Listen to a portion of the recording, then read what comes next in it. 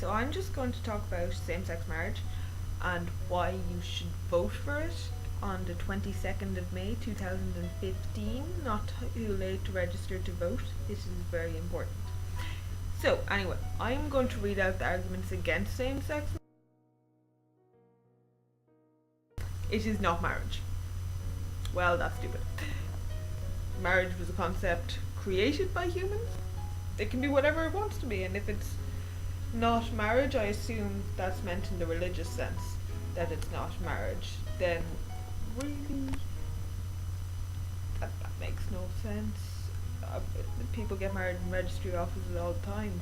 If you get divorced, you have to get married in a registry office afterwards, and I'm pretty sure everyone agrees that's still marriage. You get married in a beach, probably not by a priest, still marriage. So, two men get married, two women get married, still marriage. Okay. It violates the natural law. Marriage is not just any relationship between human beings, it is a relationship rooted in human nature and thus governed by natural law. I'm not sure I'm getting it. Morality, natural law. No, if you naturally have feelings for a person of the same gender and you love them, and we have an institution called marriage to show that love, that's perfectly natural. It always denies a child of either a father or a mother. That's not really true. I mean, first of all, a lot of people don't want to have kids. Male, female, it's not necessarily what you're put on this earth to do. I don't know if I want to have kids. I'm straight. But either way, if you do want to have kids, it's not more important that to grow up in a loving family home where the two parents love each other, and really that's the most important thing for any child, that they grow up, they experience love in their family and their family love them. Really don't understand why that has to come from male or female.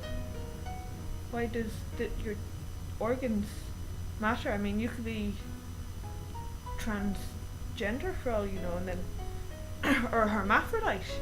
Does that make a difference too? It's a gender issue.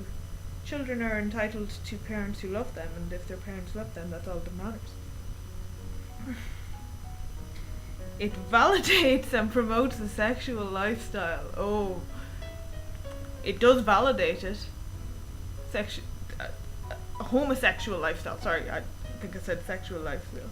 Yes, a homosexual lifestyle should be validated. If you are homosexual, that is perfectly fine. I'm not sure it can really promote it. You are either gay, you're not gay. If I don't fancy women, I just don't fancy women.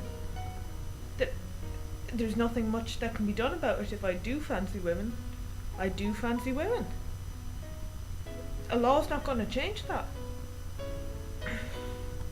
It turns a moral wrong into a civil right. Basically, it's not morally wrong. There's nothing morally wrong about loving someone at all. Sexual experience is the only difference, and why that should matter so much doesn't really make sense. It should be civilly right. Moral wrong. Fair enough.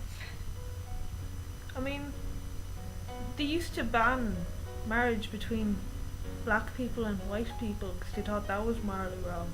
They didn't want interracial kids. I think we can all agree that was complete BS. It does not create a family, but a naturally sterile union. Well, that's offensive to everybody. A lot of people are sterile, regardless. So it's immediately offensive to them. And does family require biological children from both? I mean, if I get married and I don't have kids, does that mean me and my husband aren't a family? it is a family, and if they have kids, if they choose to adopt, like many straight people also do, that's family. If they choose to have kids by surrogacy, that's still a family. It defeats the state's purpose of benefiting marriage. I'm guessing it's saying that if everybody can get the benefits, they're not real benefits. Everybody should be entitled to the same benefits. It imposes its acceptance on society. Good. We want it to be accepted, because we all know in 1,000 years, if people look back on us, they're going to judge us for going, really? You can't marry a man because you're a man. That's not right. We definitely need to fix that, or else we are going to be judged very, very harshly in the eyes of history. Just like people once thought it was okay to keep slaves. We realise now that's wrong. We now need to realise that it's wrong not to let everybody have equal rights. Bloody hell. It is cutting edge of the sexual revolution.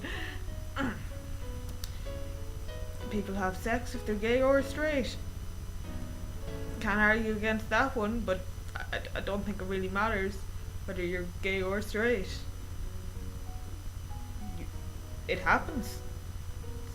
Literally the way life continues. I'm gonna move on. It offends God. Jesus said love everyone, not love everyone except gays. There is one line in the Bible. One line.